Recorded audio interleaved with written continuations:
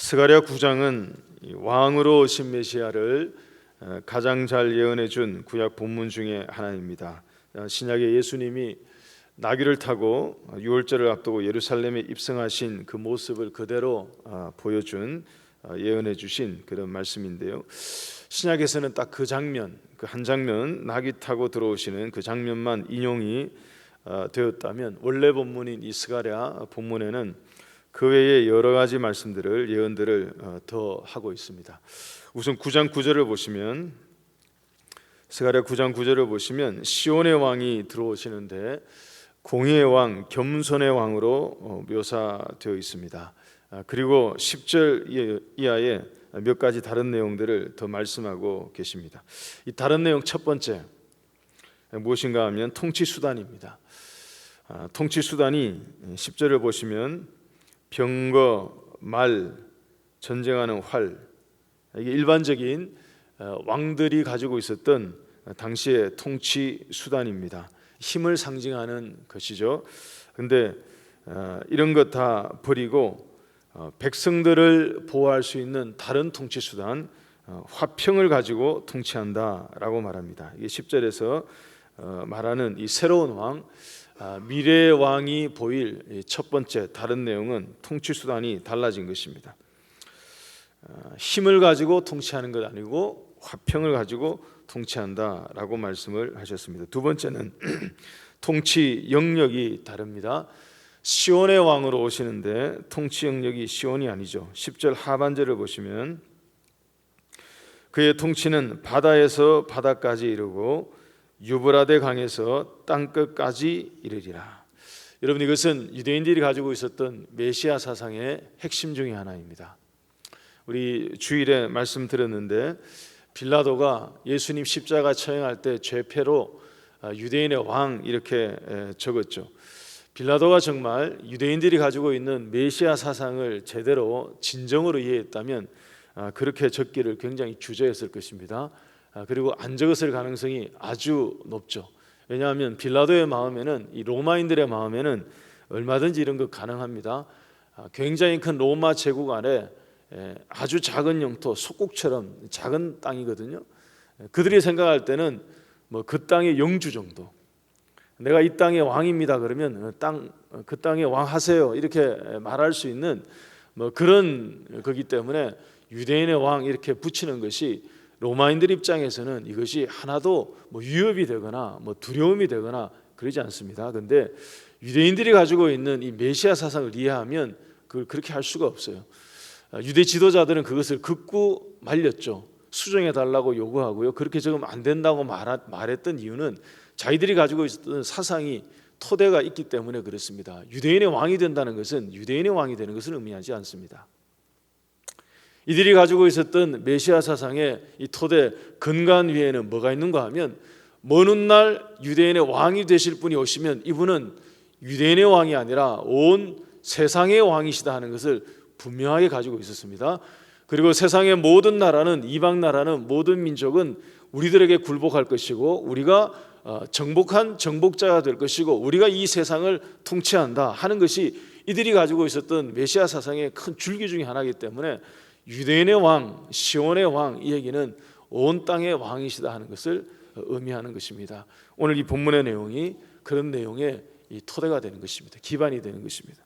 10절 하반절 보니까 딱 나와 있죠. 그의 통치는 시온의 왕으로 오시는데 시온이 통치 영역이 아니고요, 온 땅이 통치 영역입니다. 바다에서 바다까지 이르고 유브라데 강에서 땅끝까지 이르게 될 것이다 라고 말합니다. 더 나아가서 이 왕의 통치 목표가 나옵니다. 11절 이하에 보게 되면 이 새로운 왕의 통치 목표가 나오는데 통치 목표는 언약의 성취입니다. 11절 말씀 보겠습니다. 너로 말할진대 내 언약의 피로 말미암아 내가 내 갇힌 자들을 물 없는 구덩이에서 놓았다라고 말하죠. 그러니까 언약 때문에 구원해 준다 하는 것입니다. 그 언약도 그냥 언약이 아니라 언약의 피로 말미암아 구원해 주신대요. 하나님이 아브라함과 그 옛날 맺으셨던, 피로 맺으셨던 그 언약을 상기시켜 주시는 것입니다. 하나님의 이 생명이라고 표현하면 좀 그렇습니다만 하나님을 거기에 두시고 하나님의 피를 걸고요, 하나님의 생명을 걸고요, 우리의 표현을 따르면 하나님의 피를 걸고 내가 너희들을 구원해 준다 하는 것이 이 언약이었습니다. 내가 너희들을 구원하지 못하면 내 존재를 여기에 건다 하는 것이 하나님의 언약이었거든요. 이 11절에 표현하는 것이 바로 그것입니다. 그 언약의 피로 말미암아 내가 너희들을 구원해 주겠다 하는 것이었습니다. 이 내용 전부 예수님이 오셔서 다 이루어 주신 거죠. 언약을 성취하셨고요, 예수님이 직접 피를 흘리셔서 우리를 구원해 주셨습니다. 그리고 평화의 왕으로 오셨고요, 그의 말씀 그대로 온 우주의 왕이 되시는 것입니다. 오늘 이어지는 스가랴 본문에서는 이 말씀을 넘어서 하나님 앞에 돌아와서 이 새로운 왕, 우리의 미래의 왕, 종말론적으로 우리 가운데 오시는 이 왕을 맞아들이면, 그리고 왕으로 영접하게 되면 하나님이 주시는 은총도 기록하고 있습니다. 구원 얻은 자에게 주시는 은총입니다. 12절 보시기 바랍니다. 12절 보시면 갇혀 있으나 소망을 품은 자들아 너희는 요새로 돌아올지니라. 그러니까 바벨론 땅에서 아직까지 포로로 있으면서 하나님이 약속하신 땅으로 돌아오기를 주저하고 있는 이들에게 이 말씀을 통해서 시온의 왕이 앞으로 오실 것이니 이것을 믿고 돌아오라고 말씀하십니다. 그리고 돌아오면 어떤 은총을 약속하시는가 하면 12절을 보시면 내가 내게 갑절이나 갚을 것이다 라고 말합니다. 그리고 13절에서 14절 15절까지 보시면 원수를 보복해 주시는 보복을 말씀하십니다. 갑절의 보복이에요. 은총이 두 가지인데요, 하나는 갑절의 보복, 13절에서 15절에 나오는 내용이 바로 그것입니다. 하나님이 원수를 대신 갚아주신대요. 그동안 그들을 괴롭히고 해코지했던 원수들을 갑절로 보복해 주신다 하는 말씀이고요, 두 번째는 16절에서 17절은 갑절의 축복입니다. 16절 17절 보겠습니다. 이날에 그들의 하나님 여호와께서 그들을 자기 백성의 양떼같이 구원하시리니 그들이 왕관의 보석같이 여호와의 땅에 빛나리로다. 17절에는 형통함과 아름다움이 얼마나 큰지 곡식은 청년을, 새 포도주는 처녀를 강건하게 하리라. 두 가지 은총을 약속했습니다. 하나님께로 돌아와서 이 약속을 믿고, 왕이 오신다는 이 약속을 믿고 하나님께로 돌아와서 구원을 받게 되면 하나님께서 구원해 주시는 것을 넘어서서 은총을 주시는데 원수를 갚아주신대요. 그리고 갑절의 축복도 주신대요. 갑절의 보복, 갑절의 축복입니다. 우리가 이것을 분명히 기억하고 원수 갚을 일이 있으시면 하나님께 맡기시기 바랍니다. 하나님께로 돌아와서 내가 억울한 일 살다가 보면 있고요, 속상한 일 있고요, 그리고 원통한 일도 있고 내가 내 힘으로 어찌할 수 없는 곤혹스러운 일들 있죠. 하나님께로 돌아와서 하나님께 맡기라 하는 말씀입니다. 그리고 하나님께서 복도 갑절로 주신대요. 여러분 성경을 보게 되면 갑절의 축복 약속에 놓으신 거 여러 군데 있죠. 엘리사도 엘리야 떠나기 전에 갑절의 영감 구했습니다. 갑절의 영감 구했더니만 이게 갑절이 아닌 것 같아요. 갑절보다 훨씬 더 큽니다. 엘리사가 보여준 기적적인 능력은 사실 엘리야를 능가하는 그런 거였죠. 하나님께서 약속하신 복, 이 갑절의 축복입니다. 제자들도 예수님의 말씀 믿고요, 밤새도록 물고기 잡겠다고 그물 내렸지만 한 마리도 못 잡았는데 우리가 말씀 믿고 나가겠습니다. 나갔더니만 2배에 가득 찼는데 이게 사실은 양이 2배가 넘죠. 그물이 터졌으니까요. 배를 채운 게 아니라 바다를 채운 거죠. 찢어진 그물 사이로 물고기가 끊임없이 흘러나가도 2배가 가득 찼다니까 이게 어떤 상황인지 이성적으로는 이해가 안 되는 그런 복이죠.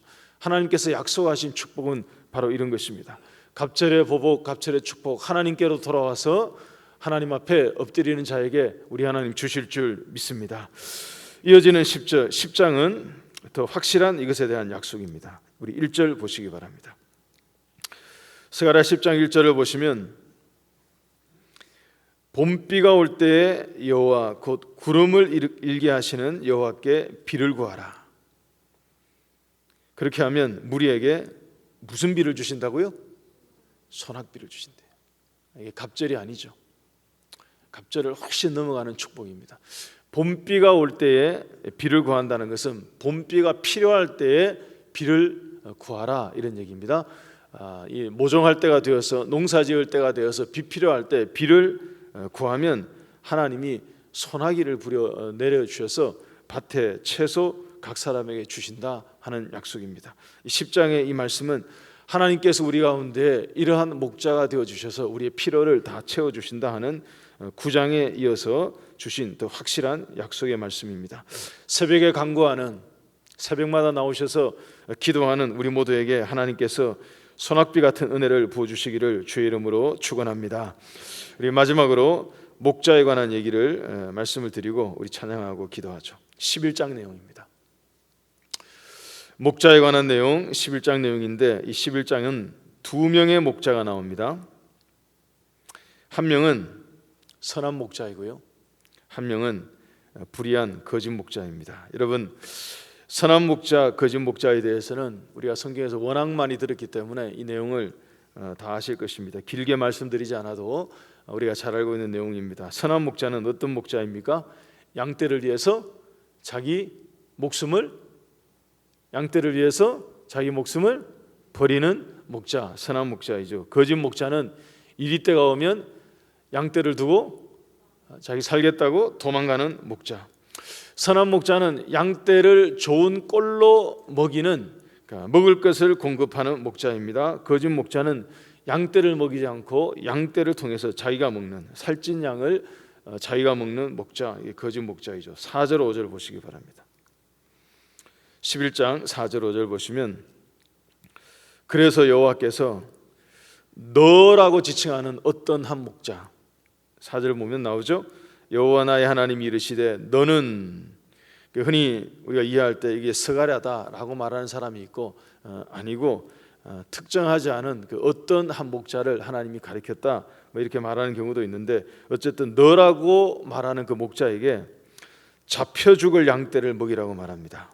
왜냐하면 거짓 목자들이 난무해서 양떼를 버리고 또는 먹이지 않고 엉망이 되었기 때문에 하나님께서 너라고 지칭하는 어떤 한 목자에게 잡혀 죽을 그런 상황이 된 양떼를 먹이라라고 말합니다.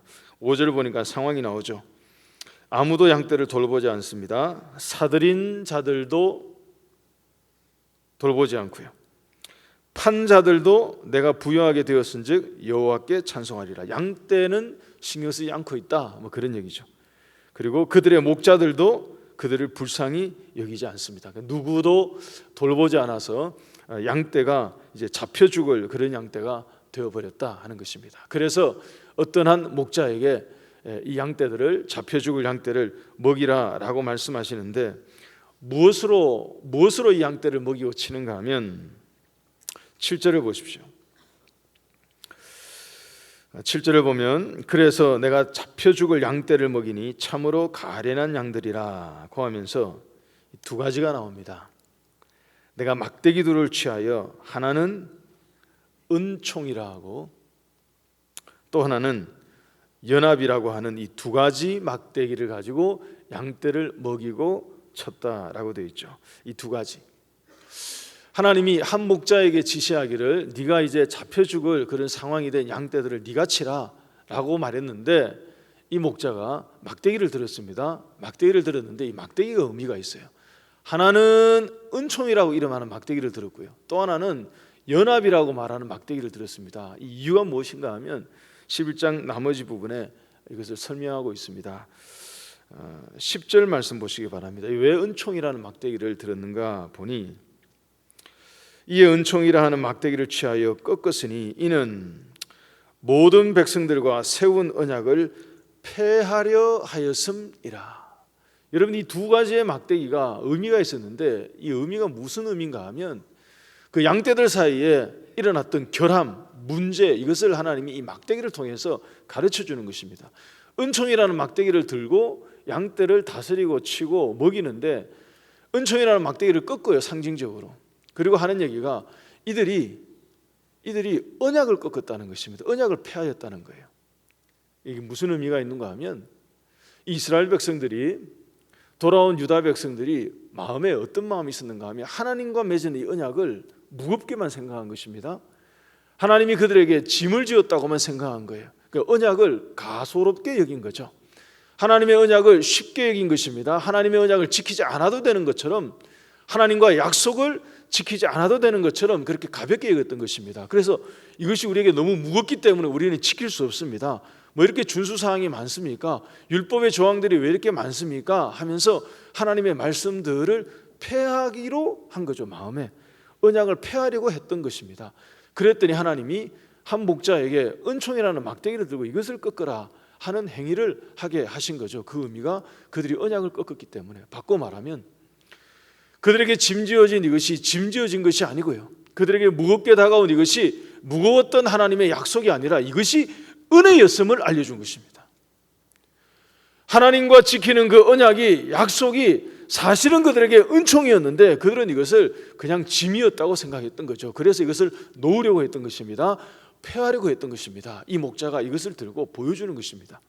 이것이 그것이 아니라 하나님의 은혜인 것임을, 이것이 은총인 것임을 알려준 것입니다. 여러분, 구약에 하나님께서 이들에게 주셨던 이 말씀들은 다 그들을 보호하고 지키기 위함이었습니다. 그들을 무겁게 만드는 것이 아니고요, 그들을 살리기 위한 하나님의 구원의 방편이었죠. 여러분, 오늘날도 마찬가지 아닙니까? 우리가 이 약속의 말씀을 읽으면 그냥 무겁기만 하고 이거 지키려고 하니까 답답하기만 하고 이거 어떻게 지킬 수 있을까 싶기만 하고, 그렇다 그러면 우리 오늘 이 말씀을 다시 잘 생각해 보아야 합니다. 하나님이 우리 살리려고요, 우리에게 은혜 주시려고요, 이 말씀대로 순종하고 지키면 나가도 복을 받고 들어와도 복을 받는데요. 여러분, 신명기 말씀의 약속이 그것 아닙니까?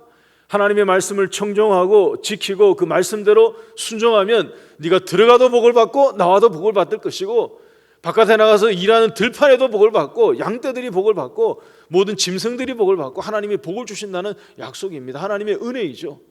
은총이죠. 그런데 이것을 폐하려고 했던 것입니다. 그러니 은총의 막대기 꺾는 거죠. 이거 은혜 꺾인다고요. 두 번째는 연합의 막대기를 들게 했습니다. 14절 보시기 바랍니다. 내가 또 연합이라 하는 둘째 막대기를 꺾었으니 그 이유도 이는 유다와 이스라엘 형제의 의리를 끊으려 함이었더라.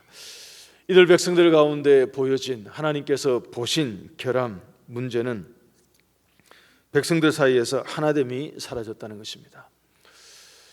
여러분, 이스라엘 민족 가운데 이 하나됨이 깨어진 것은 오래전 일이죠. 르호보암 때부터 있었던 일인데, 지금은 북쪽 이스라엘도 망했고요, 남쪽 유다도 망해서 이제 포로로 잡혀갔다가 70년 만에 돌아와서 이 얘기가 한참 전 옛날 얘기일 텐데 하나님이 이 말씀을 다시 하십니다. 그들 가운데 하나됨이 사라지고 의리가 없어졌다 하는 얘기를 연합이라는 막대기를 들고 이것을 꺾으면서 보여주십니다. 왜 그랬을까요? 여전히 그러고 있었다는 거죠. 르호보암 때 나라가 갈라졌던 그 갈라짐이 이것이 다 지난 옛 얘기가 되었음에도 불구하고 그들 사이에 여전히 갈라지고 나뉘어지고 의리가 없는 이 상태가 이어지고 있었다 하는 것입니다. 이 은총과 연합, 바로 이거 두 개 때문에 이 백성들이 잡혀 죽을 양떼들처럼 되었다 하는 거죠.